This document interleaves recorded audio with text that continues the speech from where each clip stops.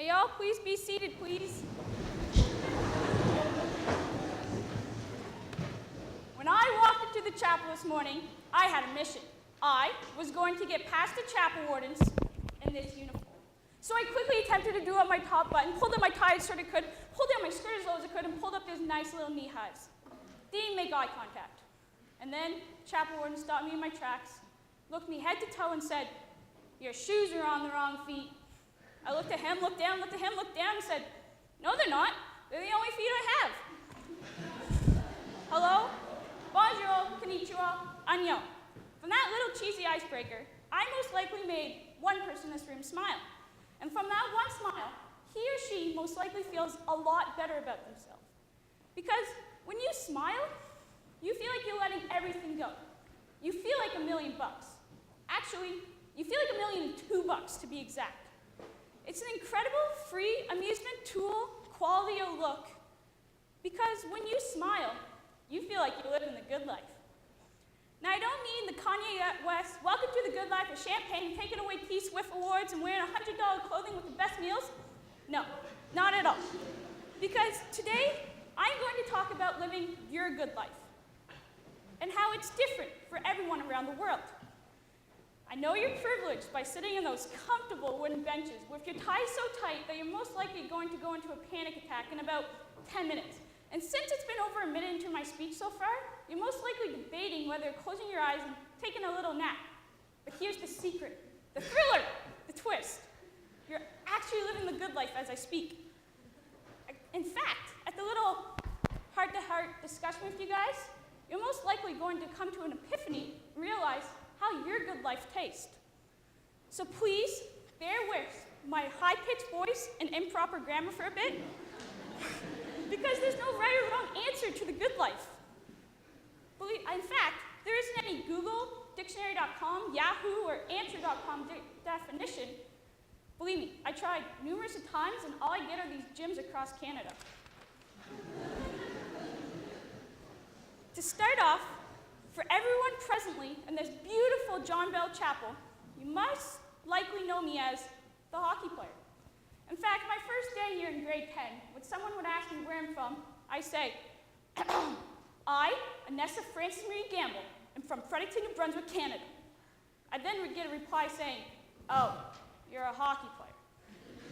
Which is true. I do play hockey. I do play hockey a lot. But this sort of bothered me, as I came here for a fresh new start and not to be that hockey kid again. I'd ponder and ask myself, how can I get the best of both worlds? I had a solution. I'd be super sly Nessa by day at school, and then I'd be Maria as a Francesca Gamble on the ice by night. But this answer was simple and lucid. I didn't have to be anything. In fact, I was already living the good life. Because hockey is my passion. I love it. The smell, not my gear, of course, the ice. The blades digging into the ice, the sound of hitting the red iron, the feeling of hitting the mesh, and the sense of going so fast and you get tired, you just keep on gliding. Darn, I even love the ladder of nauseous parents. Because hockey is my passion. I love it. And I didn't have to be anything. And if I'm forever known as being the hockey player, then fine. I shall be that hockey player. As Mr. Sampson, Dr. Sampson or Mr. McFarland would say, I have an affinity for hockey. Look, I have goosebumps just talking about this. So, part of my definition of living the good life is to do something you have an affinity for. To do something that you absolutely love. I see my roommate paint her thoughts, to play her violin flawlessly.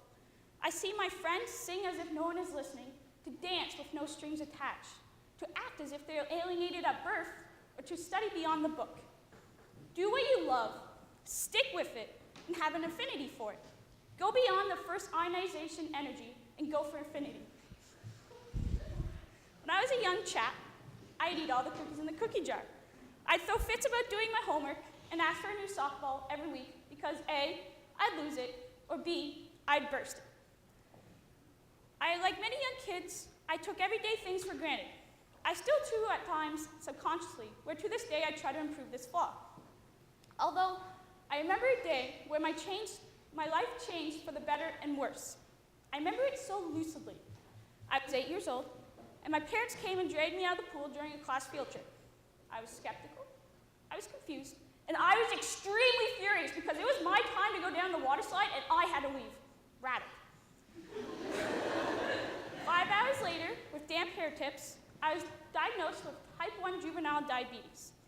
The first thing I said was, I don't care what you do, just don't prick my finger. They hurt after I throw a ball. Then the doctor laughed, my mom attempted to smile, my dad's glossy eyes tried to focus. Then the scariest thing happened to me. The doctor looked me straight in the eye and said, your life is going to change. He then smiled, had both hands loaded, one for lollipop and sucker, and the other one for a finger poker for mine to keep. This disturbing sighting haunted me for several nights, where his face was passive with all these clowns popping up everywhere, and I was on the edge of a tall building with no ending. It was scary stuff.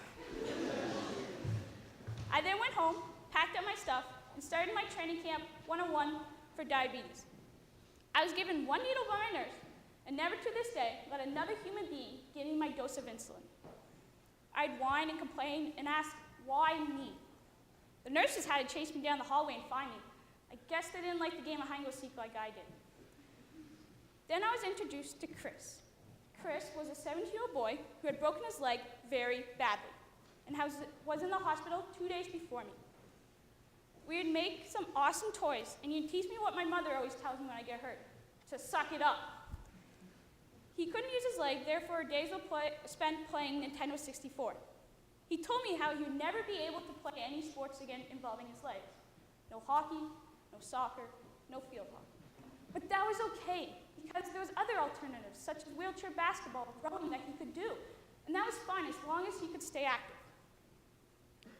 My time was up, and lucky for me, I got released on Christmas Eve around dinner time. I remember so evidently a room with just Chris inside, alone. No mom, no dad yet, just him, and a nice little dinner and watching TV.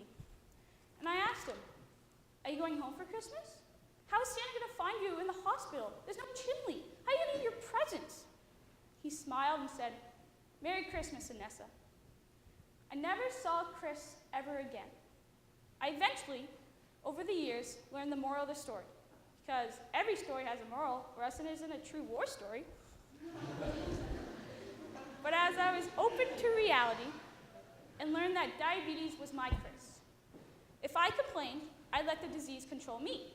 But if I embrace it and say, suck it up, cry a river, build a bridge, and get over it, then I'm the one controlling diabetes, that it wouldn't interfere with my ability to smile. This should be about the time that I talk about my service trip and how it changed my view on the world. But the fact is, I never got to take the advantage of going across the world to change other people's lives or have someone change my own. As for those who know my joyful parents and sister, you know that my father, Michael, or Micah, is a big teddy bear. My sister, Alyssa, is the best debate he could argue over Friday night and is at times the only person I believe who truly understands me. My mother, Anissa, or Mama G, can bring out the sun on the cloudiest days. I have been blessed to have a family who has taught me important lessons that others cannot or will not learn. I am a mama's girl, and I believe the best quality she has taught me to live my good life is to never be a Debbie Downer, to never focus on the bad, to always look on the bright side of the storm. After a bad game or day or anything, my mom would say, you have to have the bad games to make the good ones look good. Do not let failing or losing stop you from achieving a goal or a dream or a win. Do not ever let someone tell you it's game over or you're not good enough. My favorite quote is, smooth seas do not make skillful sailors. Therefore, take challenges and use them for adversity. In the play King Lear by William Shakespeare, King Lear has to literally become blind in order to see. He has to lose his ego and go to the bottom of all bottoms to realize what his country is going through. So my advice is that you will never know exactly how much potential your good life has until you have gone to the bottom of all bottoms and be at your all-time lowest and experience it with all 5 senses. You do not understand value unless you lose it all. You will not experience bullying unless you have been picked on or bullied. You will not experience love until you give out your heart to someone and truly trust them. Which comes to a detour. People are afraid to live to the lowest in order to experience the highest of all eternity. It isn't a ritual that I recommend to the recipe of achieving forever happiness, but it is a pinch of salt that you must endure to make that peanut butter that much better. So go and try something different. Embrace your next breakdown. And the essential lesson is to never feel that lowest of the barrel feeling again.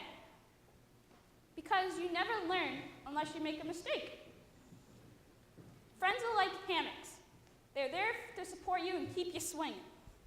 They know when you walk into a room and something is wrong when they're trying to go to bed. They're there to cheer you up when you miss that penalty stroke. They're there to take you into your homes on your birthday when you're 2,000 kilometers away from your home. In order to trust someone, you must lean on them and believe in them. Find one or more people in your life and trust them. Because life is big and it's hard and you can't do it alone. I cannot sum up the good life in an Oxford Dictionary definition because it differs for each and every one in this room. But here are some ingredients that make mine. Number 1, trust in people and have close friends because you never know when you need them. Number 2, you must experience the lowest of all lows in order to experience the highest of all eternity. Number 3, suck it up and go on with life. Do not let anyone stop you in your tracks. Number 4, have a bad game to make the good ones look good. Always look on the bright side of the storm. Number 5, do what you have an affinity for, and don't let anyone dictate what you do. Do what you love. My grandfather told me before I left home, it's funny how we have infinite amount of time and space, yet they're the things we never have enough of. The key points that I just listed off are the recipe to my good life. Has a rack of ribs with caramel rice cakes and peanut butter, with fruité to drink, and leaf and lemurs for dessert. Look down at your plate and ask yourself, what's on your good life menu? Because time and space is running out. So hurry up! May y'all please turn to page 656 for my favorite hymn, She Comes Sailing on the Wind.